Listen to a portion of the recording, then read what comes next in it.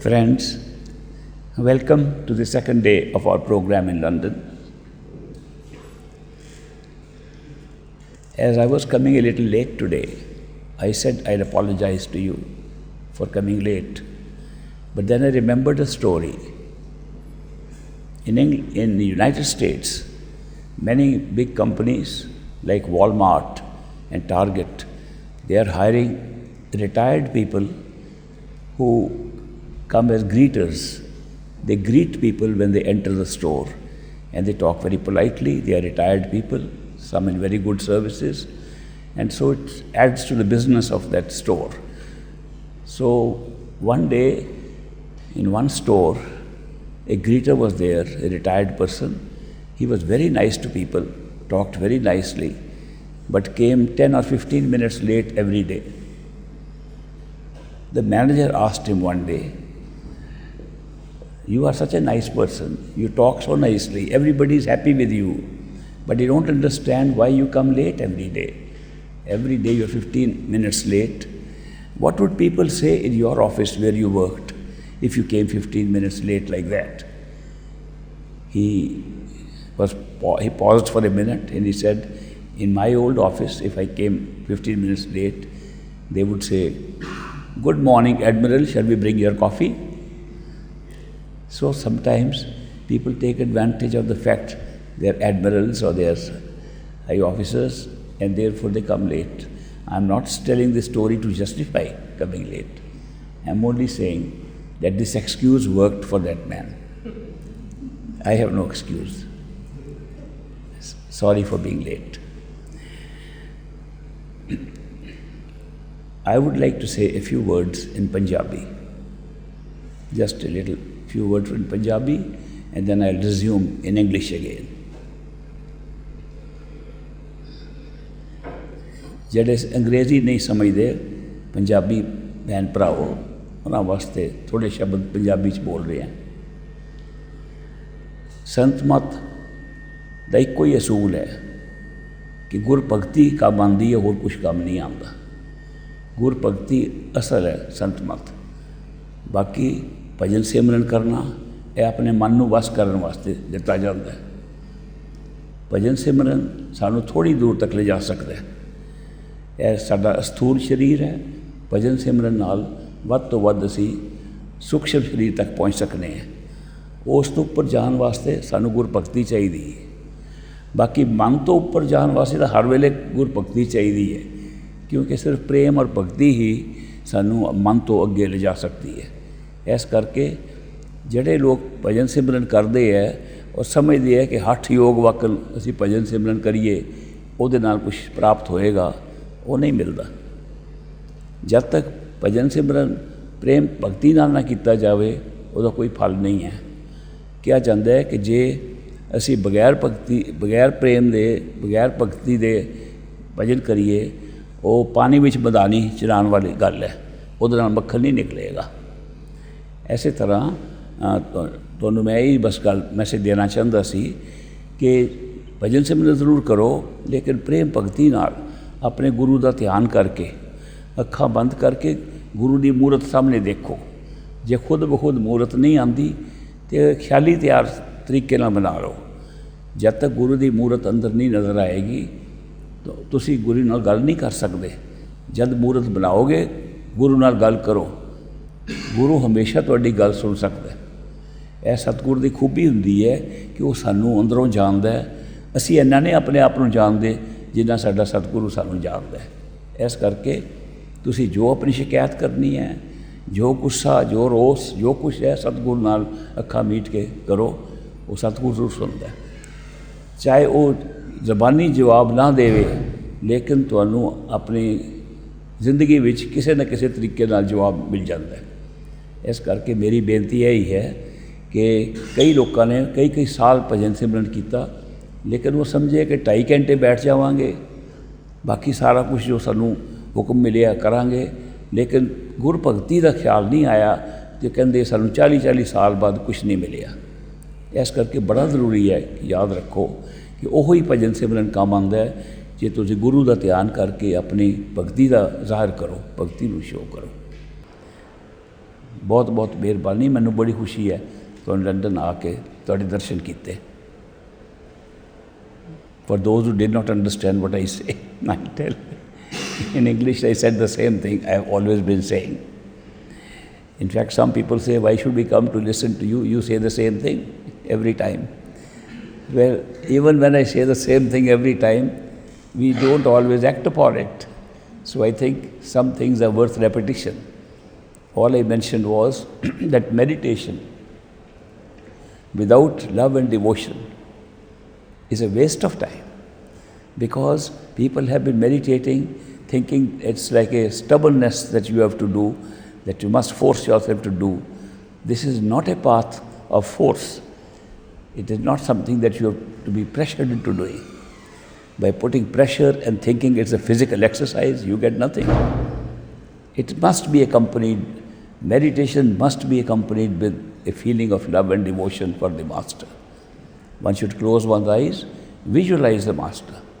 If the Master appears himself, very good. If the radiant form of the Master already manifested in you, that's excellent. But even if he has not, you should imagine that you are talking to the Master inside and express your love and devotion. If you have any complaints, shout them out, cry them out in meditation. So Master hears you. A perfect living Master always hears you from inside. And it's not necessary that you have to complain outside. You can complain inside, he will hear you. He may not give an answer directly when your eyes are closed, but he will give your answer when your eyes are open, you're doing your worldly work, and he'll appear in some form by coincidence, and you'll say, this is the hand of the Master giving me a reply. So that is why, that's a way of expressing love and devotion. People think love and devotion is only saying good things. No, if you say whatever is in your heart, it's a sign of love and devotion. If you trust somebody, that's the only person you complain to. Who would you complain most except to somebody that you love, except somebody whom you trust? Therefore, address all your complaints. If you want to cry, cry inside with your eyes closed before your Master, and he will hear it and take care of it. That's basically what I said in Punjabi also a little while back.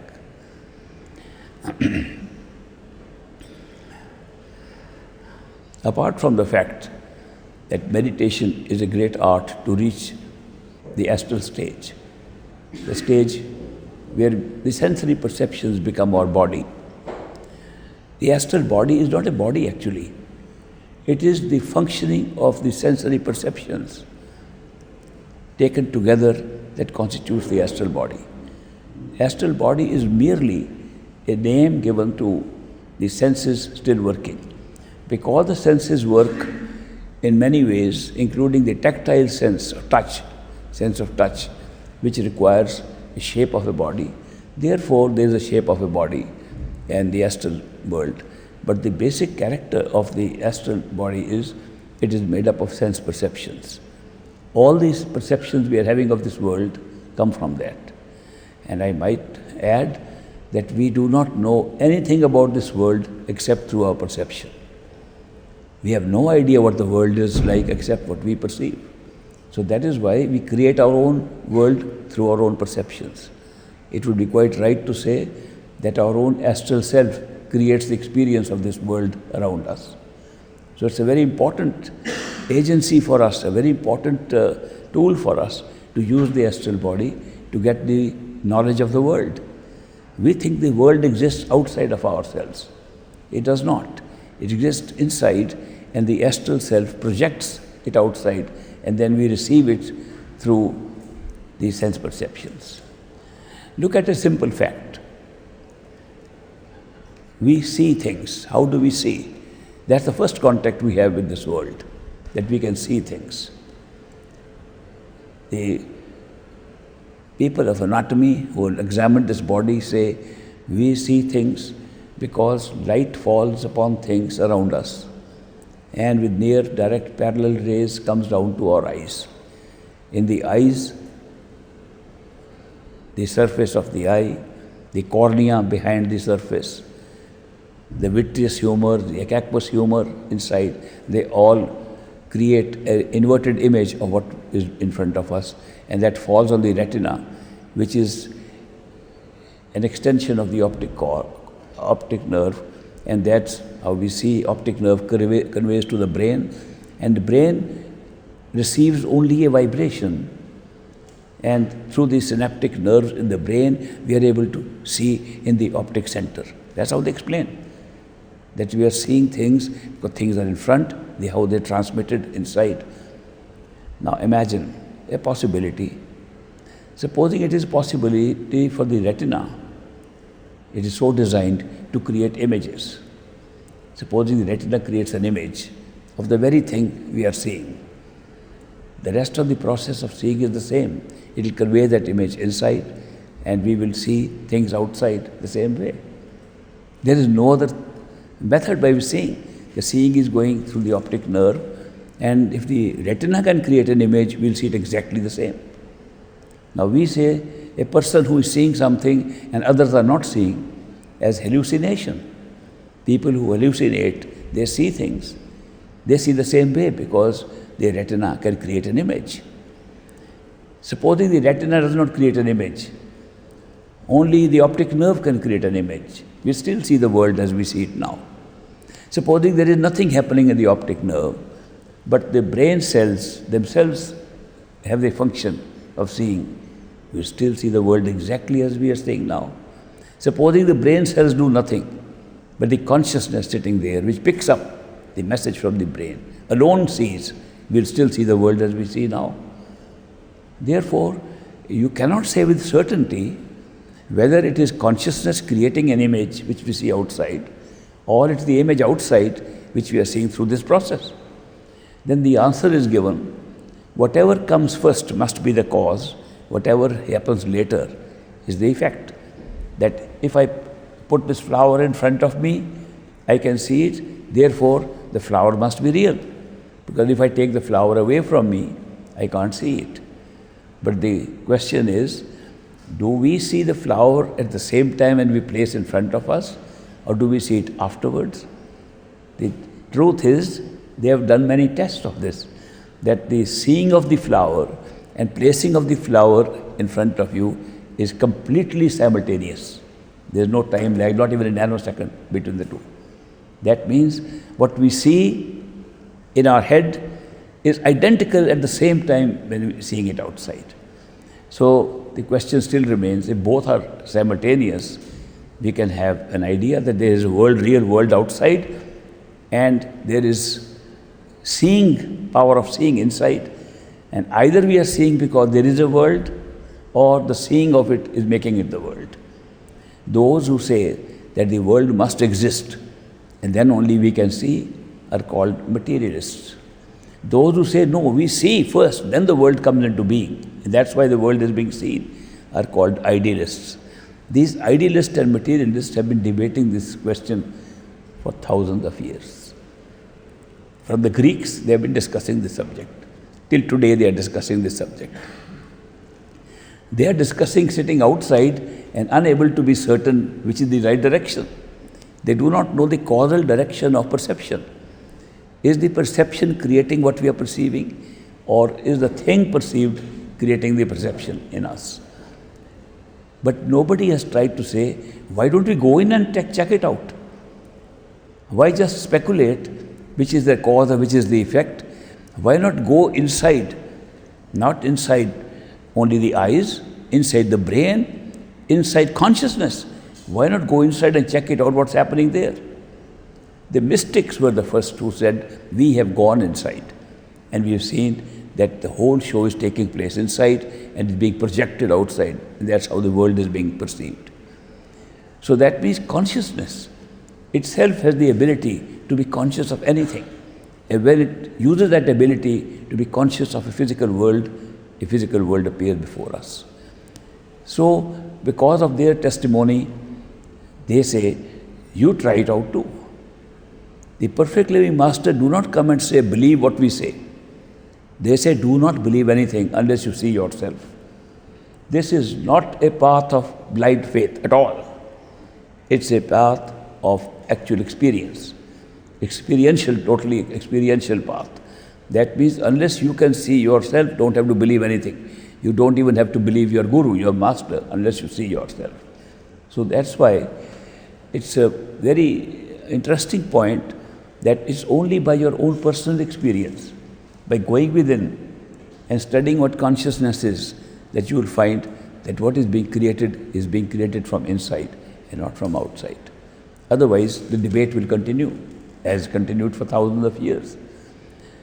So a real world existing for thousands of years, how can a person who is born here, lives for 100 years, have a chance to see a world that existed for millions of years? The Big Bang says that we have been created several billion years ago.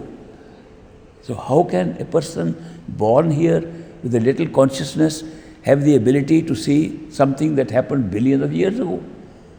The answer is, if you go to sleep, and this has been done in sleep institutes. In the 1960s, I came to United States and attended a few sleep institutes there, who studied what is sleep, what is dream. They would take people, put them to sleep, and put electrodes on them, study the eye movement, the rapid eye movement, and then they would be able to say what happened during sleep. So they saw that people dream all the time. Everybody dreams. Most people don't remember their dreams at all, and they say, we never dream.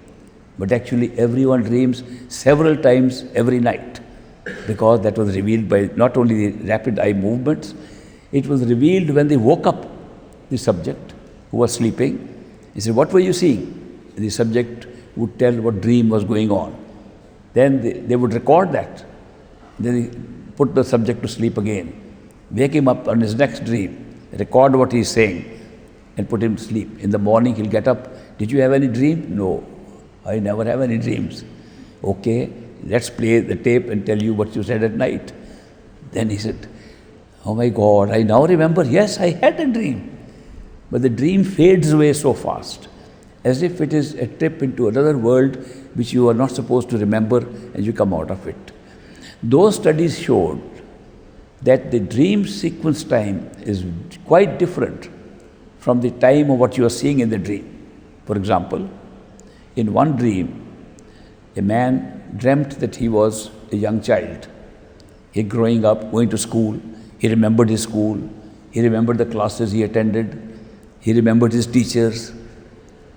And they were not the teachers he actually went to.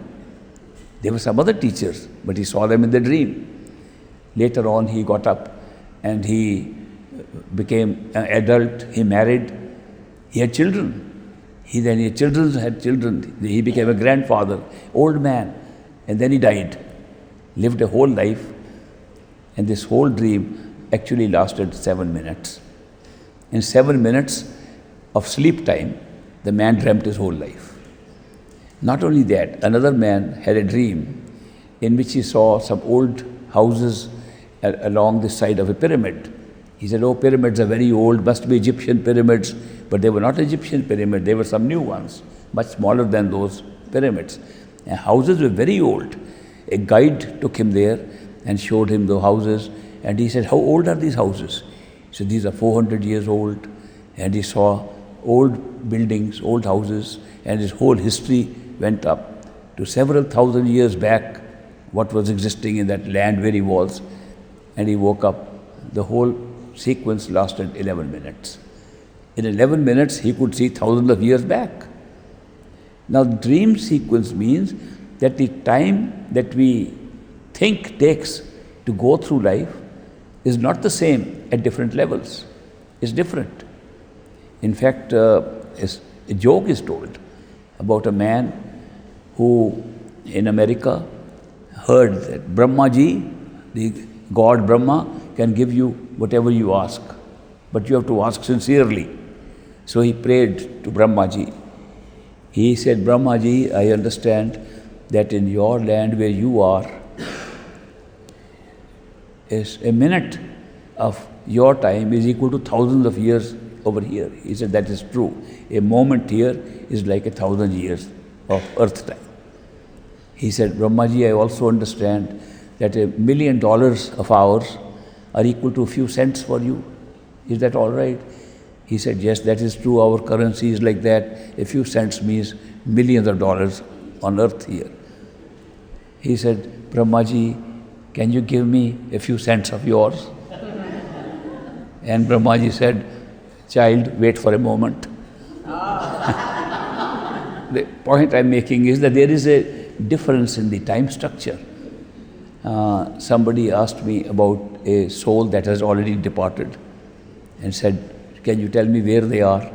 I said, let me introspect and make a guess what is happening to the dead person who has already gone to a higher stage. I said, that dead person is having a cup of tea with another dead person in the astral stage. After a few days, he said, now see where the dead person is. I said, they're still having tea. He said, they're still having tea for 3 days? I said, no, for them it was a few minutes. So the time frame is so different in different places. Einstein says that even time is different in this space of ours. Even in this universe, when you're going around, the time frame is different. He says the time that we experience in this world is based on the velocity with which we are moving. Since this earth is moving around the sun is moving around a galaxy, the galaxies themselves are moving around a very big black hole somewhere, and everything is moving, and the speed of movement on an earth where we are sitting now is determining how much time is passing. That if we increase or decrease the speed, time will flow differently. And here in Boston, in a planetarium, they give an example of twin brothers, who say, let's experiment if speed can make a difference in time. So one brother boards a spaceship and that races and speeds up. The other brother is left on the ground. And the brother who is in the spaceship, he's talking to him. He says, okay, we are speeding up now very fast. As he speaks, the brother at the bottom says, yes, I can hear you. The brother up there says, why are you speaking so slowly? I can hear you. He says, and why are you speaking so fast? We are very quickly going. Why are you speaking so fast?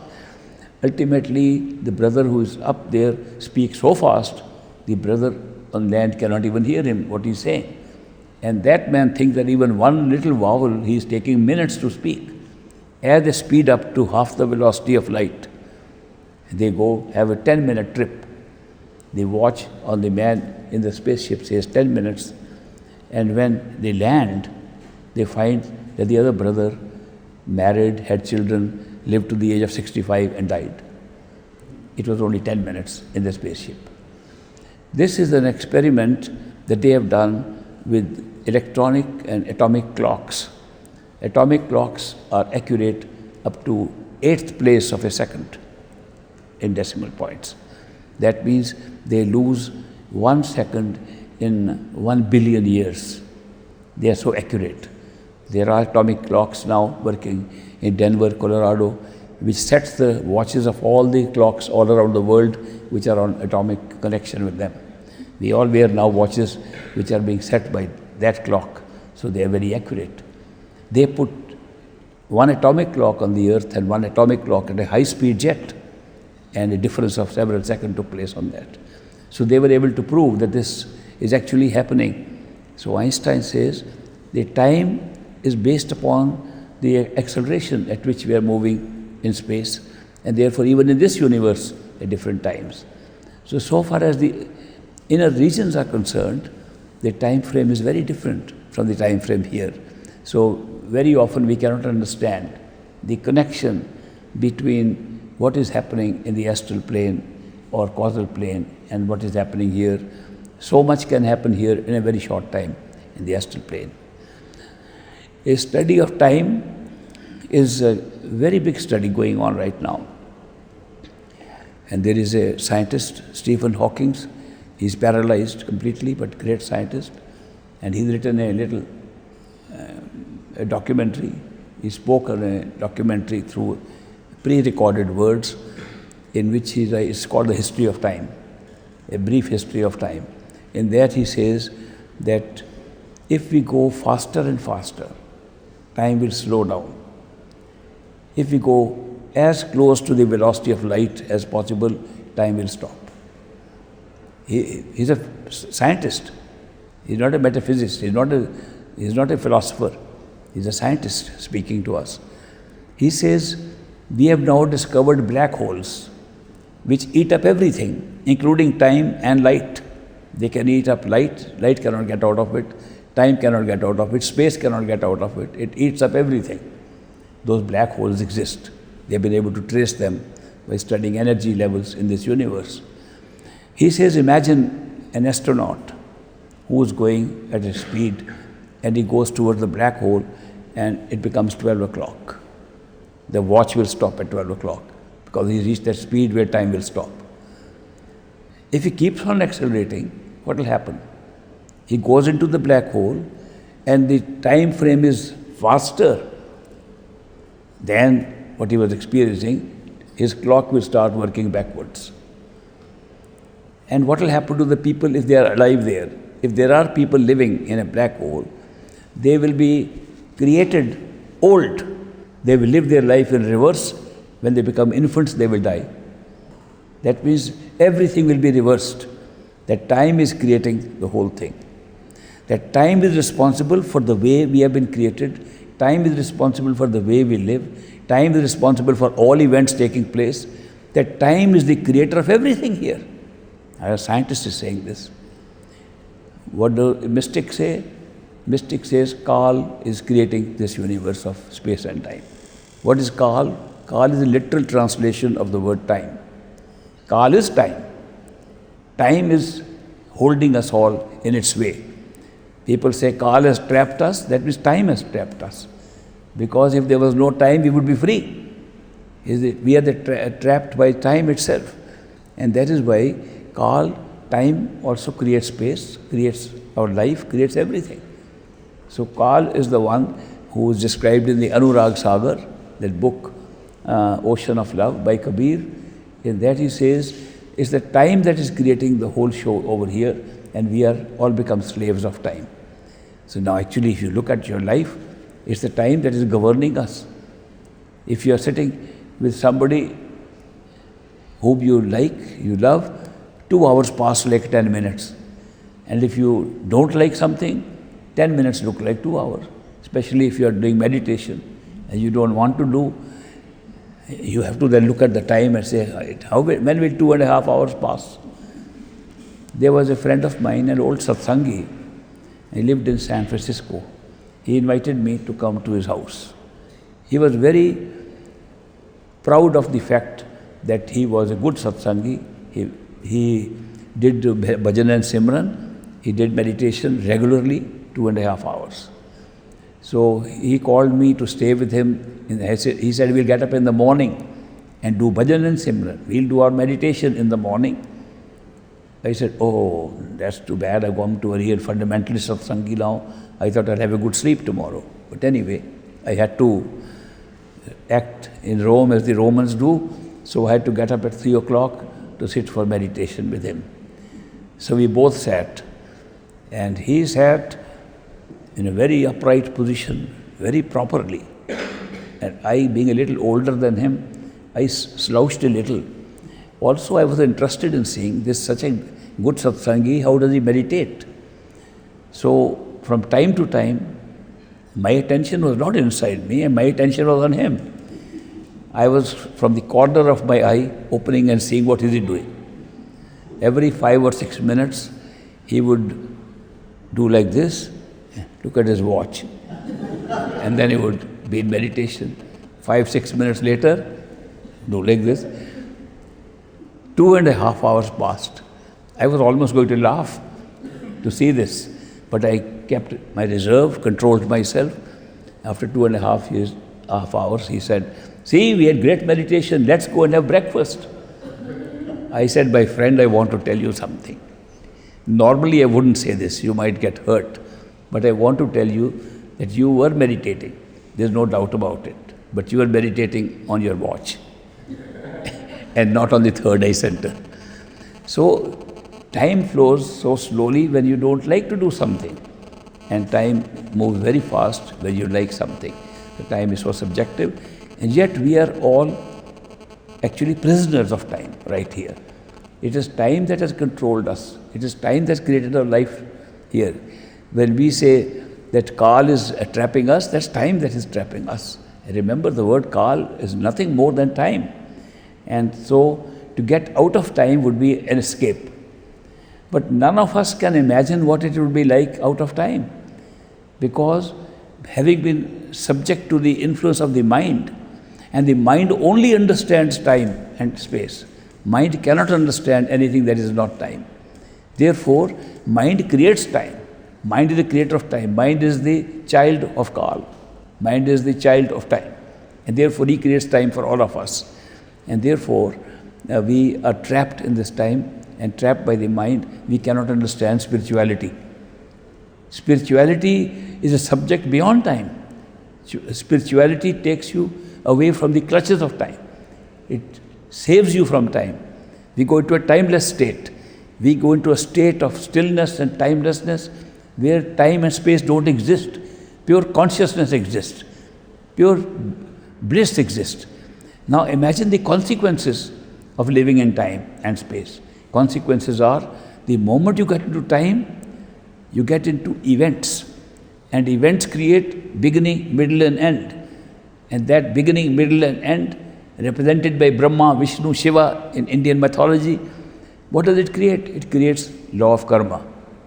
If there is no time, there will be no karma at all. The law of karma, which we say binds us, is only a product of time. And we are captured by that time, and therefore captured by the law of karma, and therefore anything we do in time results in a karma. Anything. We think something, it creates karma. We have an intention, without doing it, it's karma. If we do it, it's karma. How do we escape? A person says, I don't want to commit karma. There he has committed karma, just by saying that. So therefore, it's the time, that Kal, that's trapped us in the snare of time, in the snare of a law of karma. And karma is such a snare, it's nearly impossible to get out of it. I've just used the word nearly, and I'll explain why. Otherwise, everybody is trapped by the law of karma. Any action you take has a reaction. Every reaction leads to a reaction to itself and causes a new action, and therefore you are in karma. Every time your mind wants to say, let me do this, there's karma. Once you create a karma, there's no escape till you pay for it. Nobody can save you except that. We have accumulated karma for ages and ages. Now Kal is supposed to be a copycat of Satpurush, the creator of this whole universe. From timelessness, in which our own home exists and where our own creator exists, which is our own highest self. Our own highest self is the creator of this whole universe, which lives in timelessness. You come into time frame, and time got this boon from the creator that I will do the same thing you do. You create life through souls, I'll use your souls to create life here. So time has no soul. People sometimes say, does Kal have a soul? Kal has no soul. Kal is not a personality like us. But he uses the souls that have come from Satlok, from their true home, uses those souls to create his own agencies.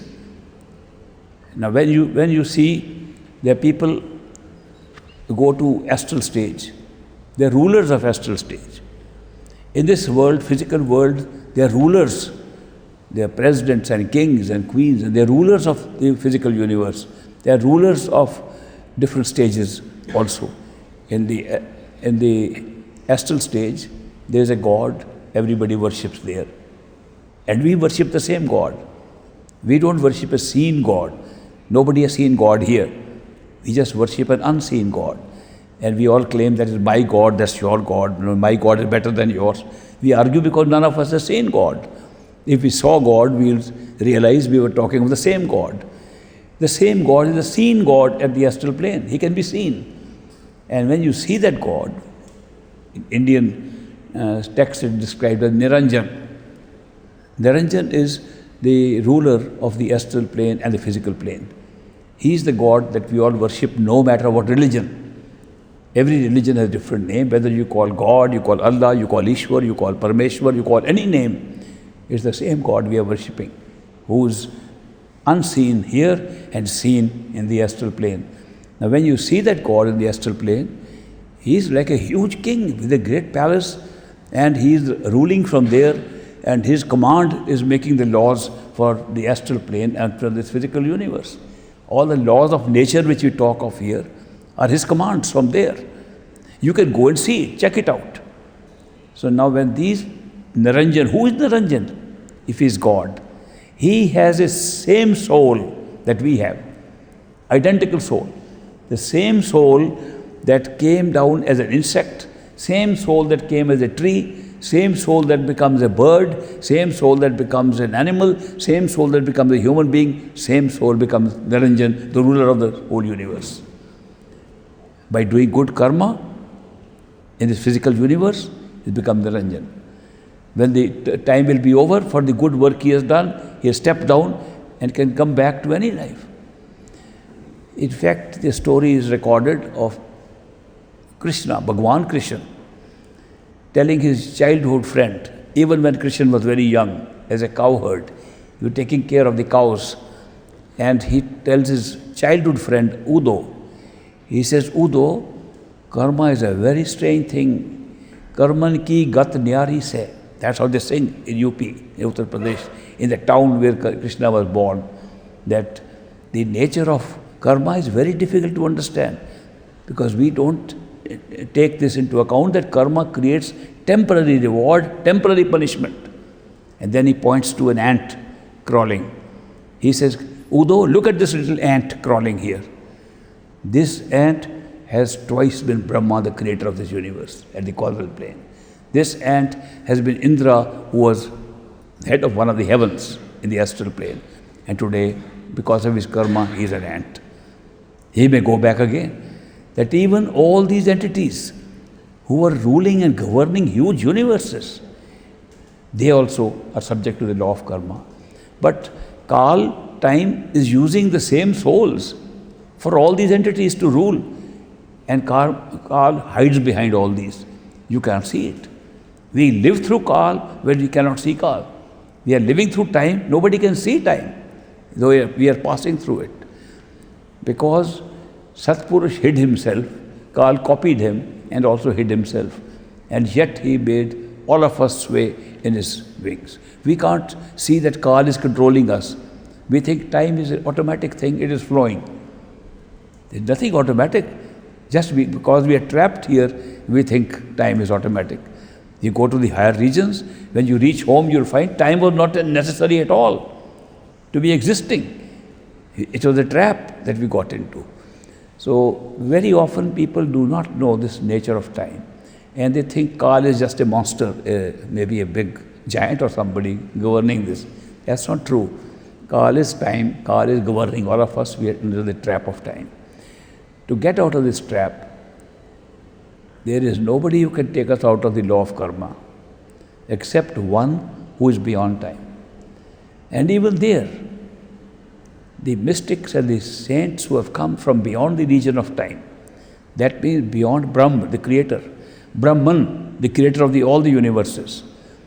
Beyond that, which is where we call Par Brahm, beyond the three worlds of time and space. Par Brahm is the first stage beyond these, where the soul can be seen as it is. The soul is identified as a soul only in Par Brahm. Below that, it always has a covering, so we can't see it. Here it's got physical body, we can't see the soul. We don't know where our soul is. If we go to astral self, the astral body hides the soul, you can't see the soul. You go to causal body, the mind hides the soul, you can't see the soul. The first time you can see what the soul looks like is in the Par Brahm region above the mind. There, it does not have a form, it is consciousness, but it shines with consciousness. The shining soul in Par Brahm has the light equivalent of 16 of our suns put together, just to give an example. We can't even face one sun here with our eyes, and there each soul now sitting in each one of us has the luminance, the light of 16 of these suns. And first time the soul can see what the soul looks like, what the soul is in Parbrahm. So that's the first stage beyond. Satlok or Sachkhand, which is our true home, where we belong, there the soul merges in its own totality and discovers it was never one soul. It was all the souls put together as one. It can have an experience, there being no time. It has the experience of being one and the many and the big one all at once. All this happens at once in Sachkhand. There the experience is that you are individuated to have experience down below, and you are also total, which is running the whole show at the same time. So that is why that experience cannot be described. There is no way the mind can understand that experience, which is way beyond time. But in Parbrahm, where the soul is individuated, even those mystics that take us there have been called perfect living masters because they have gone beyond the mind. Those that have reached Sachkhand, of course, are the ultimate perfect living masters. There is a difference between the two, not much recognized in translations into other languages. But if you study the original descriptions, the ones who go to Parbrahm, who are also masters, are called Sadgurus. And those who reach the top are called Satgurus. There is a difference between the Satguru and the Sadguru. Sadguru means one who has attained the sadhana of knowing who he is as a soul. Satguru is one who discovered the ultimate truth. Sat is truth. The truth is we are all one. There never has been a separation. It's all an illusion taking place within the one. So somebody had asked me the other day in an email about the destruction of the Sinchit karma, because mystics have said when a Satguru initiates a person, at the very time of initiation, he destroys all the reserve karma that he has, which is the Sinchit karma, and only the karma that is created for this life, which is called prarabdha karma or destiny of this life, remains. That means there is a very limited choice of karma from where the next life can be created, if any. If a second life has to be created for an initiate, it's always better, because the whole choice for creating the life lies in the destiny of this life and not from the past lives. Otherwise, our destinies are made from several lives. We noticed that in Mahabharata, the blind king notices that he has the power granted to him by Krishna to look back into his old past lives. He looks back into 100 past lives to see what did I do to become blind as a king in this life. And he finds he did nothing. He did nothing wrong in 100 lives to be blind. So he tells Krishna, Krishna, with your help, I have been able to see 100 of my past lives. I did nothing to be blind. Why am I blind? Krishna says, you haven't looked far enough. Go back. And he goes to the 106th life. And there he had taken out the eyes of somebody. And therefore he was blind after 106 lives. Which means our destiny, our life, our pralabdha is not constituted from one life of the past. It are images and little elements picked up from several past lives. So since we have accumulated so much stuff in our reserve karma from past lives, which we call Sinchit karma, the reserve karma, a new life can be easily formed by picking up elements from any of them. But if a person is initiated by a perfect living master, the Sinchit karma is destroyed right at that time. Therefore, no reserve karma can be used to create another life. And that's a big advantage to the initiate, because even if he does not do all that is required to be done to go back to his own true home in this life, and he has to come another life, the another life can only be made out of the karma, out of the pralabdha that exists, plus what you do in this life. We create karma all the time. Of course, there is enough material in every life to create another life. But it's much better it always is better than the previous life. On the other hand, if a person is initiated by a Sadguru, one who reached Parbrahm but not Sachkhand, and he initiates, the power to remove all the Sinchit karma does not exist. So therefore, he gives a boon that your Sinchit karma will be destroyed in due course, but not necessarily here. You will also not have more than 4 lives. You will also go away from here. But the Sinchit karma, reserved karma, you'll have to burn by a longer stay in Trikuti. So that's what the literature says, that you will have to stay in Trikuti for a long time to burn the karma. I thought I might explain this point here, because people say, why is there a contradiction in the spiritual texts? One saying Sinchit karma is burnt at the time of initiation, another one saying that it has to be lived through in Trikuti, which is the top of the causal stage. What's the difference between the two? I explained the difference is the initiation by a Satguru and initiation by a Sadguru. And so the Sadguru, but we count both of them in the list of perfect living masters because they take us beyond the mind. Whoever can take us beyond the mind has taken us away from time and away from all the birth and rebirth in this 3 worlds, this universe of 3 worlds. So I just wanted to clarify that point.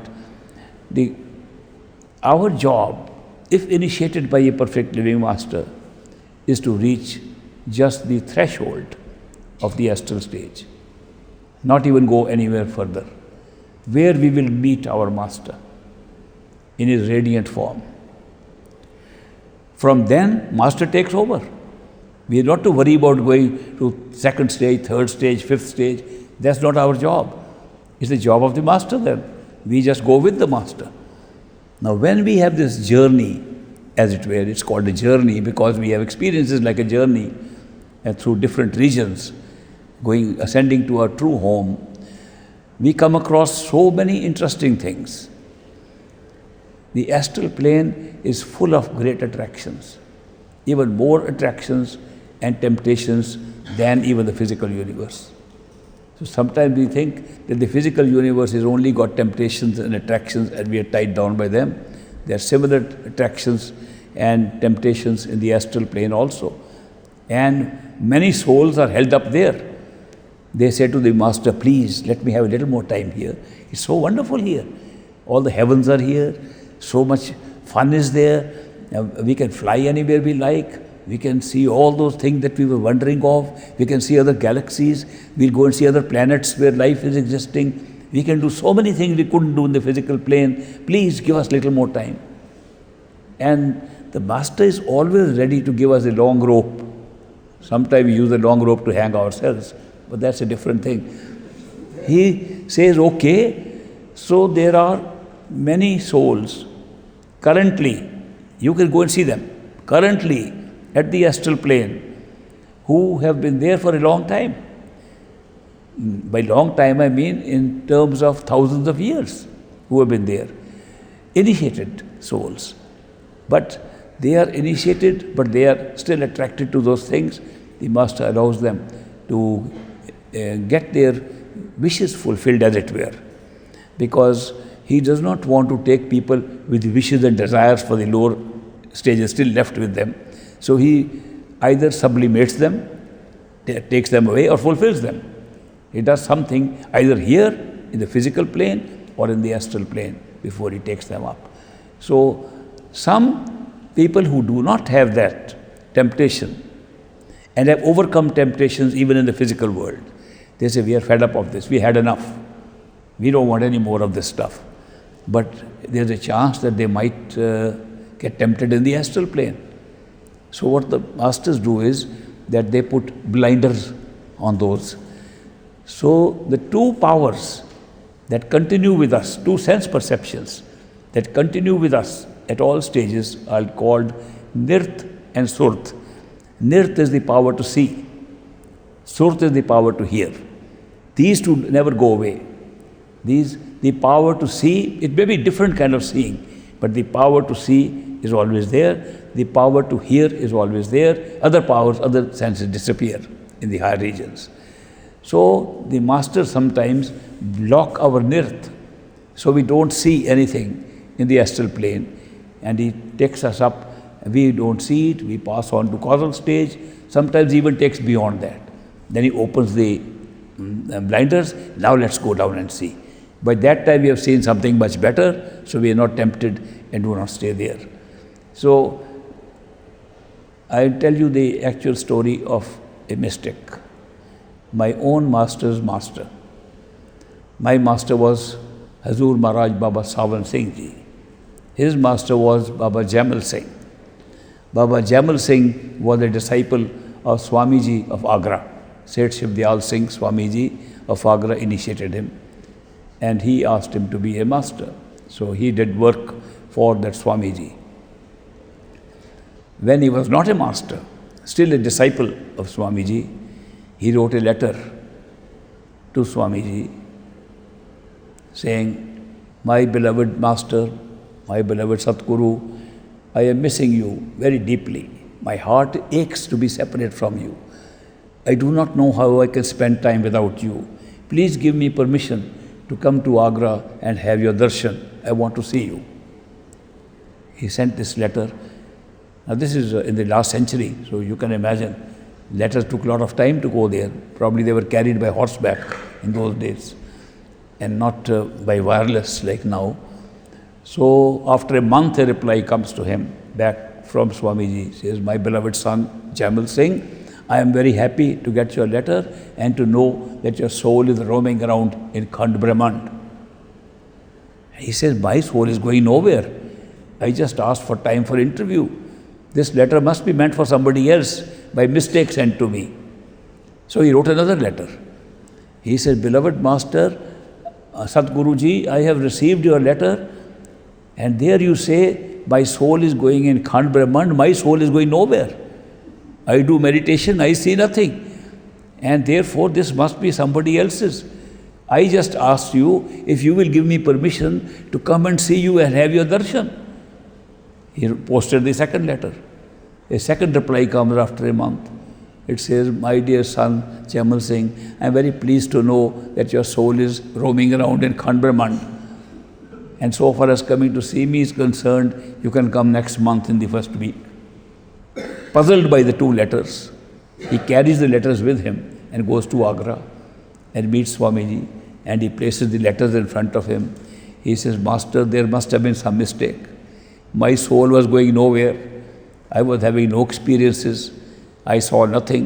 I was just missing you so much. I wanted to see you." And Swamiji laughed at him. He said, "Let us go do little short meditation." There were about 10 or 15 people sitting at that time outside the hut where Swamiji lived. So Swamiji took Baba Jaimal Singh inside the hut, and they meditated for about half an hour. And then they came out. Then Swamiji spoke. "Now Jaimal Singh, tell me, when I wrote that letter to you, was your soul roaming around in Khand Brahmand or not?" He said, "Yes, master, it was." Then Swamiji said, "I am not asking you if your soul was roaming around in the half an hour we were sitting inside. I am saying, was it roaming around at the time when I wrote the letter to you?" He said, "Yes, master, my soul was roaming around at that time when you wrote the letter to me in Khand Brahmand."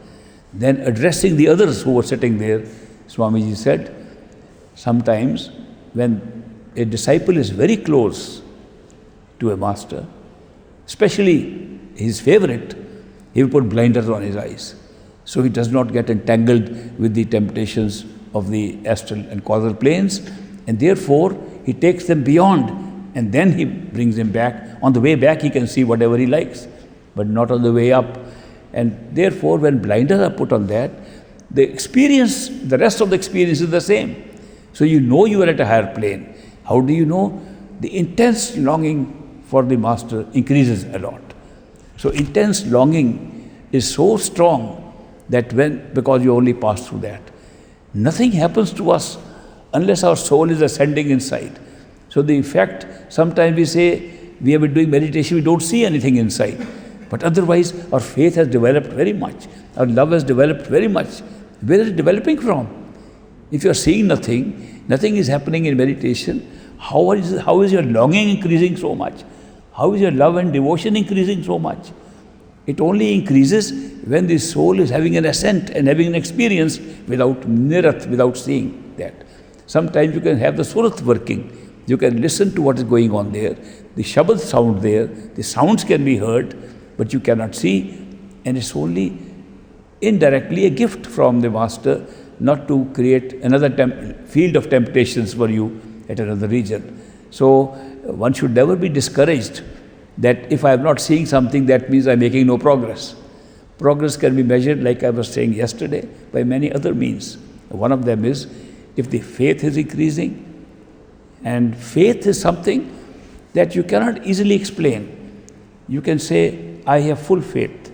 You can say it mentally, by thought, full faith in my master. Then something bad happens, a tragedy happens in your house. Theft takes place, you lose something. You say, what did master do? He didn't do it, took care of me. Faith has gone. That faith of the mind is always temporary. It doesn't last. But the faith built upon the soul's ascent never diminishes. It says, but there must be some good master done for me. There must be some hidden benefit in this thing that has happened. It must be up and down that is making me go through karma faster. Some other explanation comes to you immediately when the faith is not shaken. Eventually, it is with the internal progress that you make that you get unshakable faith in a master. And it's not a mental thinking that creates the faith. Similarly, the love and devotion grows automatically and you don't know how it is growing. It's growing because you are making progress on the spiritual path. All spiritual path cannot be measured in terms of visual experiences inside. It can be measured by so many other factors also. There is another little story about faith, which I'd like to share with you. There is a nice beach in Bombay called Juhu Beach. And some of you have seen it. Juhu Beach is a nice beach where in the evening, lot of little stalls, moving trolleys come and they sell ice cream, they sell snacks, they sell other things. Once there were two boys, young boys, and one boy had a 5 rupees in his pocket. He said, friend, let's go and have ice cream. So the two boys set out to have ice cream on Juhu Beach. When they were passing on the sand on the beach, before they could reach the ice cream parlor, the ice cream stall, they saw a man sitting on the ground making sand homes, sand houses. You know how they use sand and build up something like a house? Now he was putting sand together and making houses. He had made many already and making more. And they looked so beautiful, so perfect the way he made those houses. This boy stopped. One friend stopped and said, can I buy one of these houses from you? And the holy man who was making those beautiful houses, like a sadhu, he was sitting there. He said, yes, child, you can have it. Do you have the price to pay for it? He said, how much is the price? He said, 5 rupees. Yes, I have 5 rupees. So he gave the 5 rupees and got a plywood to pick up the house of sand and take it home. His friend criticized him. We came for ice cream. That 5 rupees was for ice cream, not for a piece of sand. You wasted this money. He said, no, I like it so much, I have to take it home. So they went back, and one man carrying his sand house on a wooden plywood plate, and the other man criticizing and howling and crying why we missed our ice cream. At night, this boy who was howling and crying for ice cream had a dream. In the dream, he felt that he was flying up in the sky. In the dream, he saw that he's in the sky with all the stars. Then he saw many houses made of light. They were all shining there. And he was surprised those houses looked like the houses the man was making with sand. He said, surely those were spiritual houses he was making. I didn't realize.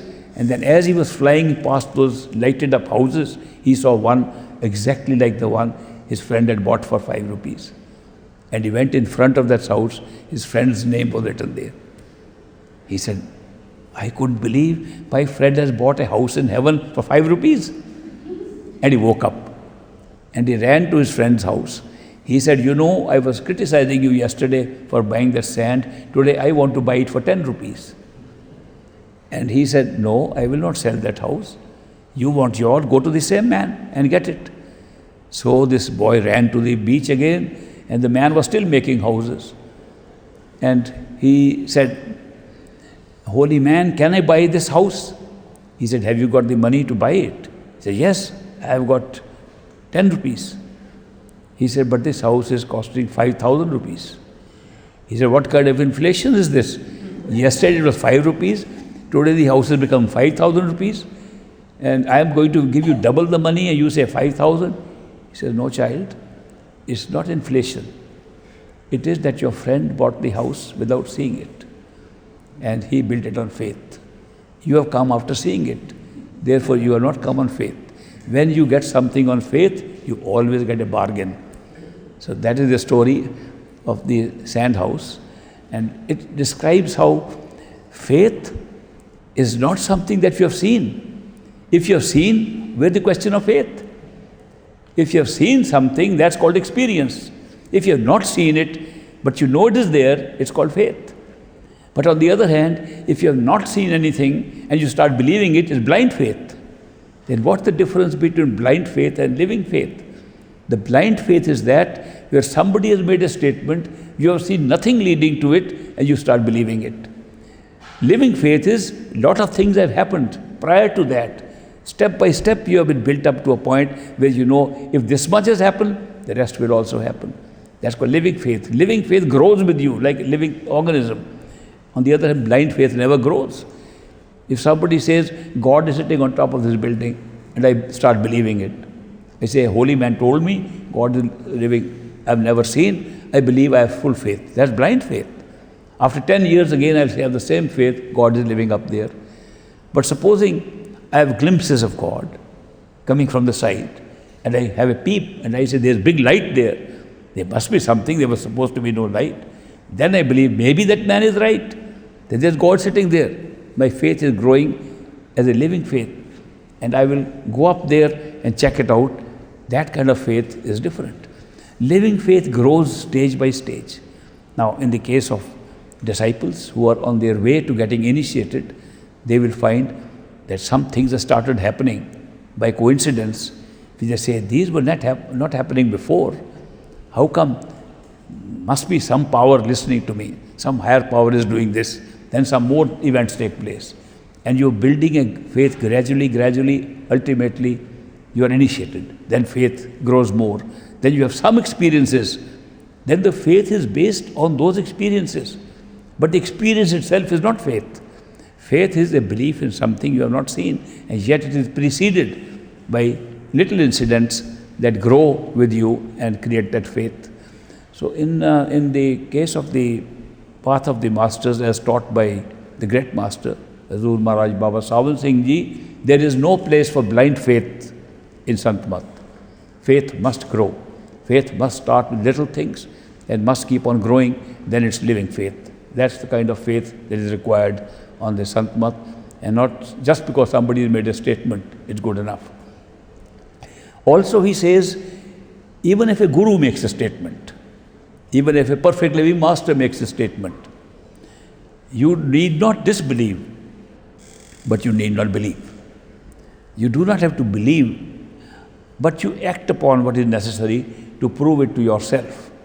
It must be part of your experience that you have seen this much, I believe this much, the rest is still in the waiting list. The rest is in a reservoir of what I can still examine, and I'll keep on having my faith. That's required here. It is not required that you must believe everything all at once. Believe as you go along, and believe as much as you are experiencing. Of course, there is an external growth and an internal growth. External growth is your life changes, and you can experience life changes. You can see that your anger gets less, lust gets less, your possessions don't mean so much to you, your attachments become less. You can notice those things yourself. And on top of it, even your ego, your haughtiness of asserting who you are becomes less. A certain humility starts coming by itself. These are not only noticed by you, it's noticed by other people too. Other people say, there's a big change that has come in this person. What happened?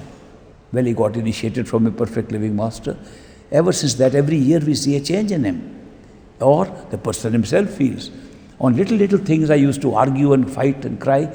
I now laugh at it and get abused. What is there to fight about? There's nothing to fight about. Actually, to think of it, most of the things on which we argue with people have no relevance on our life. We argue over very petty things. And those arguments lead to anger. And then anger, what does anger do to an initiate or to one who is on the spiritual path? Anger expands the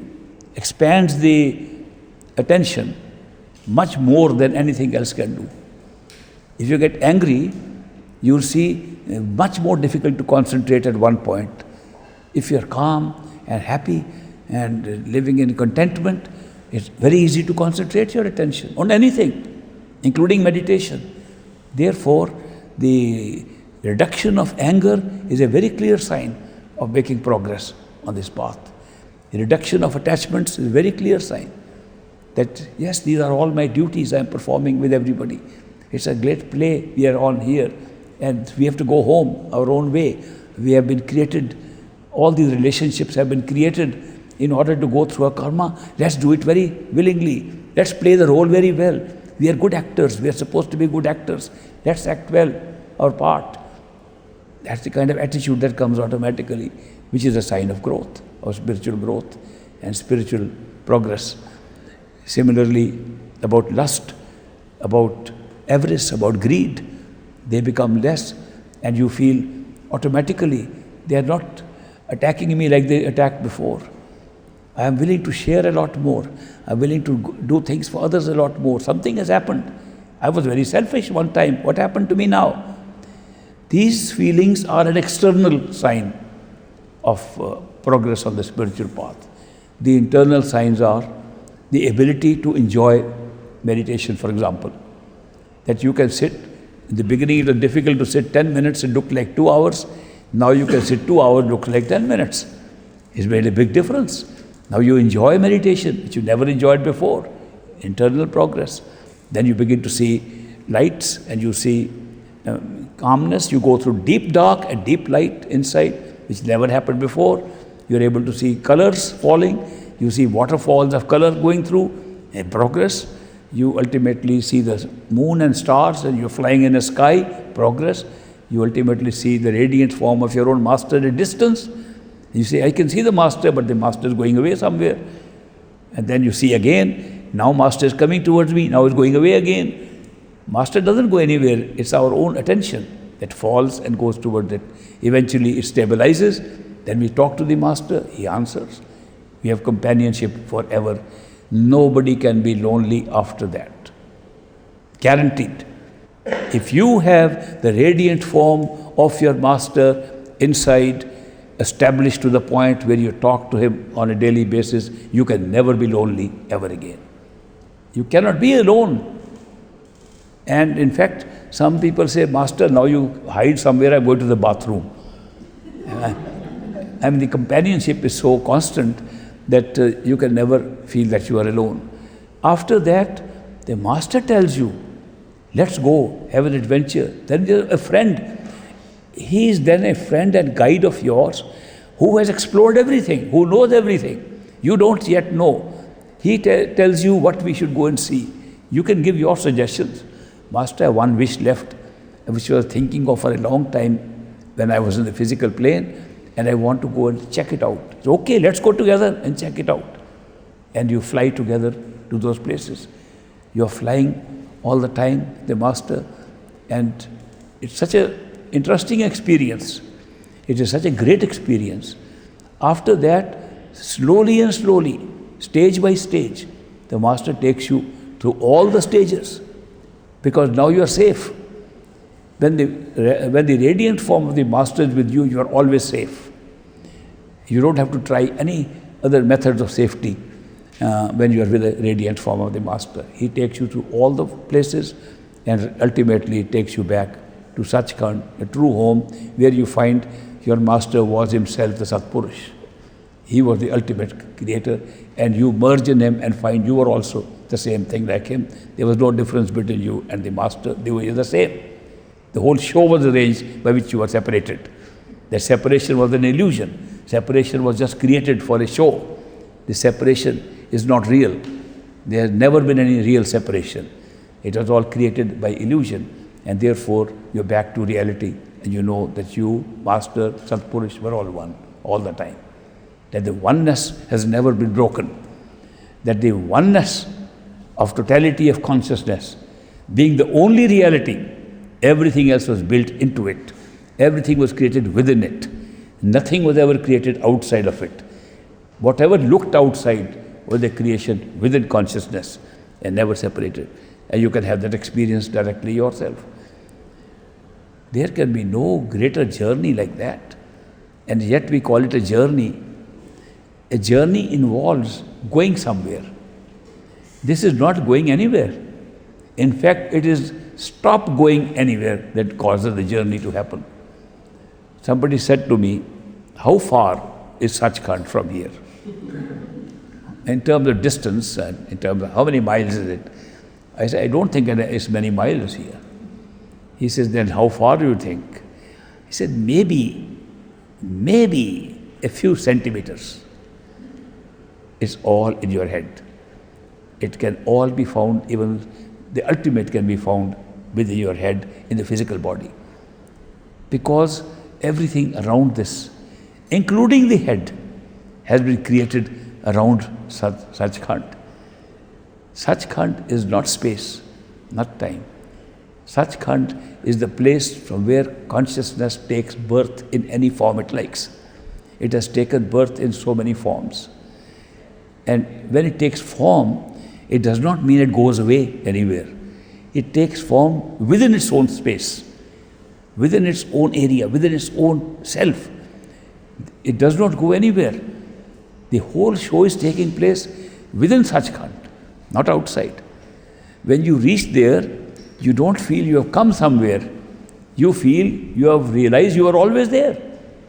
You never left. The feeling in Sachkhand is not, oh, after such a long journey I have come home. The feeling is, how come I was always at home and I didn't know I was at home and I thought you had to make a journey to come home? They said, you know why? You were dreaming. You slept and dreamt and thought you had gone far away. Now you've woken up and you found you were always at home. That is the experience of going to Sachkhand, to our true home. We never left our true home. The whole experience has been taking place within our true home, because there is no other place at all that really exists. Everything else is created by illusion, by the process of consciousness working its way. Because what is our real nature is pure consciousness. What is consciousness? Consciousness is the ability to be conscious, ability to be aware. If that ability exists by itself, nothing else except consciousness, and it has to be conscious of something, whatever it will be conscious of will become creation. And it won't go out. It can be conscious of there being something outside, it will create outside. It can be conscious of creating many stages, devolution into different worlds, it will create those worlds within itself. It will experience those worlds outside and yet be within itself. That's our state. We have never left our home. So therefore sometimes they say the journey back home can be better described as self-realization. It's a realization more than reaching home. We realize we were at home, and that is why we have never left our home. We just discover we had a sequence of dreams, dream after dream, and dream within a dream. You know, sometimes some of you might have had a dream in which you sleep again and have another dream. And you wake up from the dream, you're still in a dream, and you think you're woken up. And then you are awake, you talk to people about the dream you just had, and you wake up again. And then you find the second was also a dream.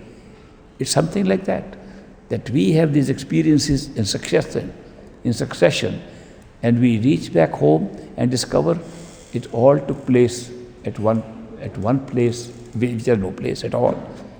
So it's impossible to describe our true state. That is why, in a way, the creation of these experiences, including physical experience, is an expression of consciousness.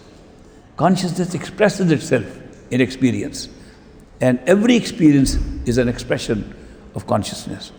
The consciousness by itself is what creates the concept of divinity. It is divine. It is divine because it has no pairs of opposites in it. It has no duality in it, and therefore divine. So divinity can be seen in everything that is happening. We tend to divide things because of the accessory given to us called mind. Mind divides. We unite. If we don't have mind, we always unite and make it one. If we have mind, we divide and make it 2, 3, 4. The power of the mind is to analyze. You know how to analyze? Break it to pieces and see. Like a little child, he wants to know how a toy works. Instead of working the toy, breaks it open to see how it works. That's the mind at work. We break open everything to see how it works. We not only break open things, we break open relationships, we break our faith, we break our faith in God, we break our faith in ourselves, we lose our own esteem. We do all kind of destructive things because of the power of the mind to break and to analyze. On the other hand, our own individual power without the mind is to synthesize, to put together. So one is synthesis, the other is analysis. They're two opposite things. We are supposed to use both in combination, but when we get subject to the influence of the mind more than our own self, then we begin to analyze more and destroy more and join less. As we rise above the mind, we will never try to destroy anything. We unite and make everything into one. So this was a great adventure to come here, but I tell you, it will be a greater adventure to go back. So you will enjoy your journey back to home and find where you belong. And this is made possible. Imagine so far away and yet so near to our true home. We have the ability to go back in spite of the snare of time, in spite of all the entanglements here, in spite of all our own rough mind working in us, in spite of all the morality that we have undergone, doing immoral things, doing bad things and good things, and combining all these into a life of ours. In spite of all these difficulties, it is still possible to go back home while we are in a physical body with the help of another human being whom we just call a perfect living master. What greater miracle can there be?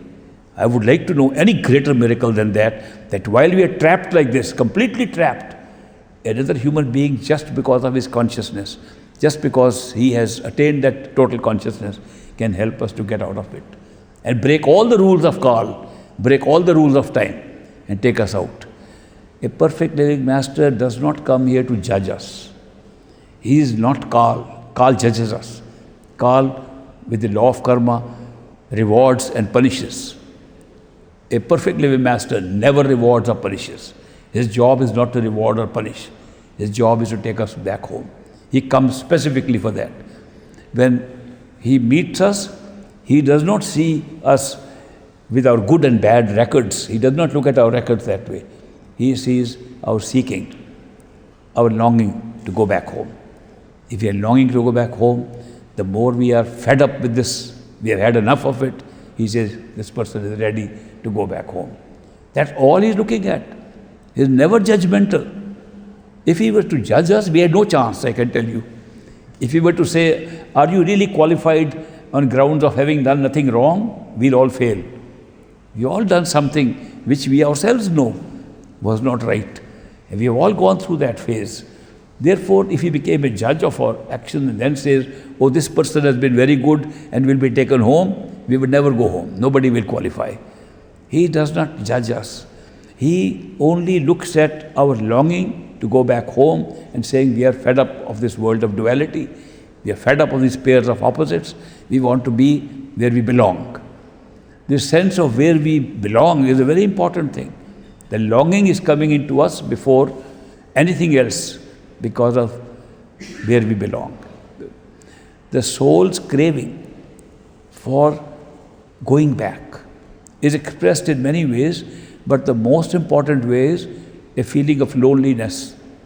If you feel you are alone, even amongst friends, you see that the friends' relationship with us is only skin deep.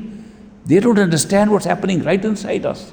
When you feel like that, that means that internal loneliness, in spite of being with people around, is what is a sign of longing to go back to a true home.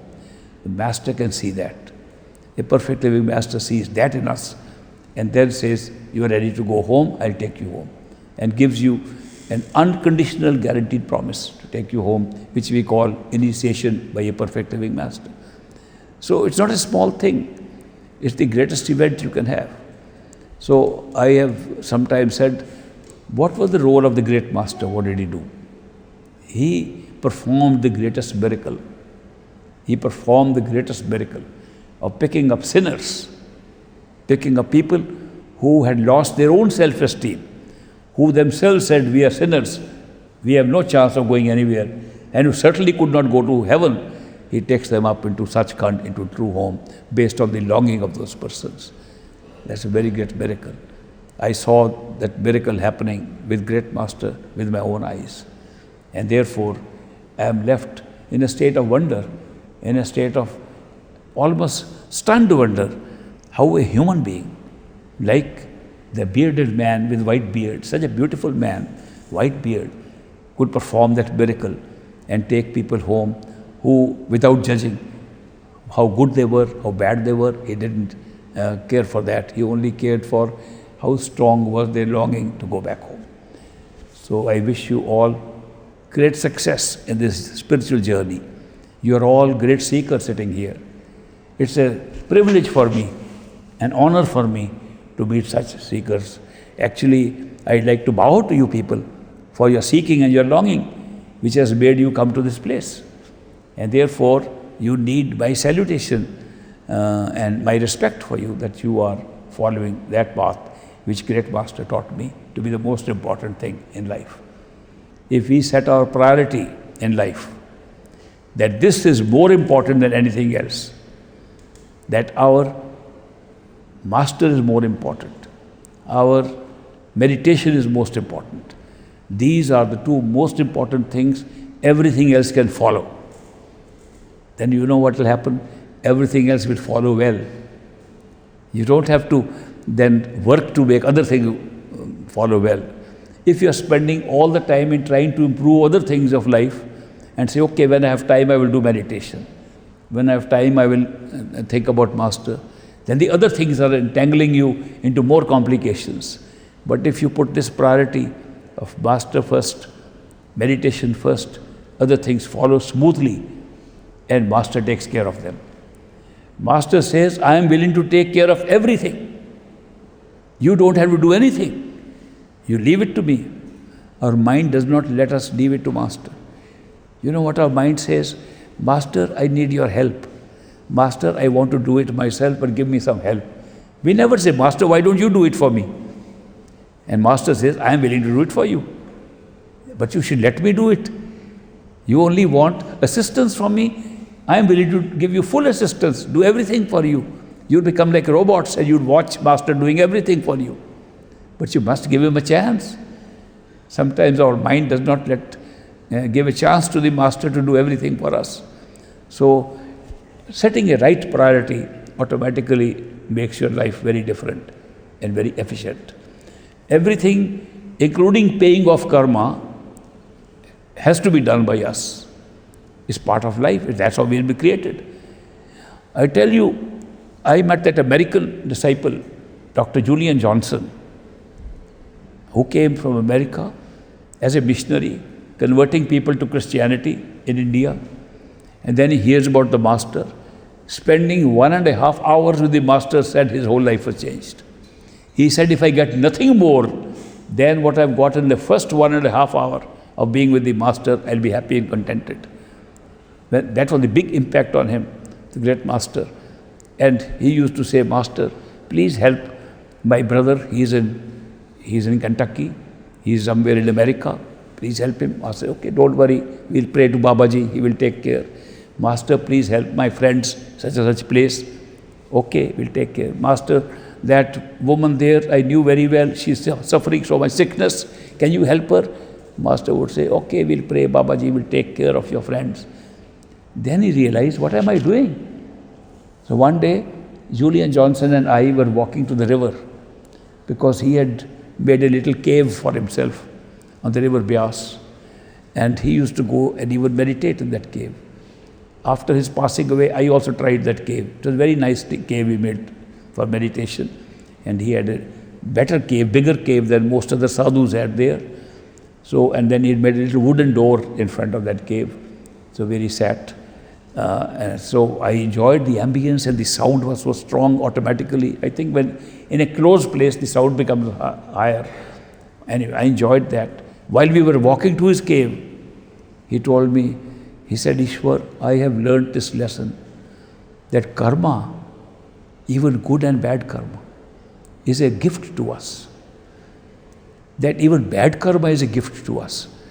Because if we have all good karma, we wouldn't be here. We wouldn't be human beings. We'd be lingering away somewhere in heaven. If we had all bad karma, bad karma, we'd be lingering away somewhere in hell. It's a combination of the two that has brought us here. We would never have found this master if we didn't have a combination of good and bad karma. Why are we criticizing bad karma? Why am I going to master and saying, please help somebody who's going through a passing of bad karma? I should say, Master, thank you for the gift of good and bad karma that made us human beings and came to you.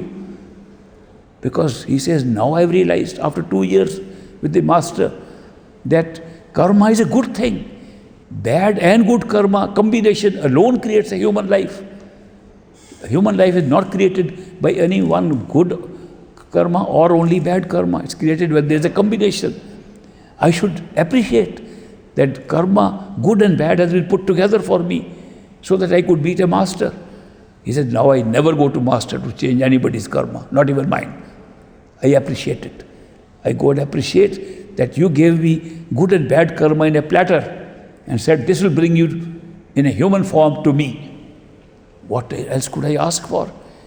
After that, my whole approach to karma has changed. I was still a young boy when he told me these things. It had a big impact on me.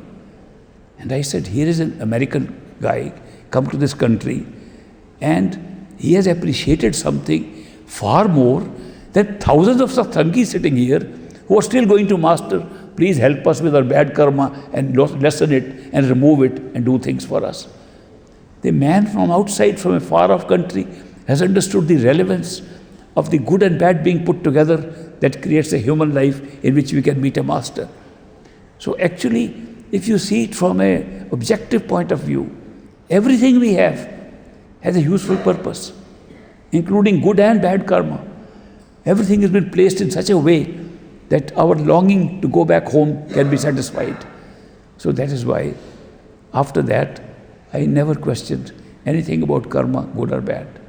Never had an opportunity to go to great master and say, Master, change my karma or change anybody else's karma. I said, thank you for the fact you gave a combination of karma, enabled us to meet a perfect living master. There can be nothing better. It's our karma collected over a long time that has given us the opportunity to have a combination of karma to meet a master. In Guru Granth Sahib it says, Kirt karam ke bichde, kar kirpa milo ram. I have been separated by karma for a long time. Now is the time when you can put me under your grace. Give me your grace now. This is our situation.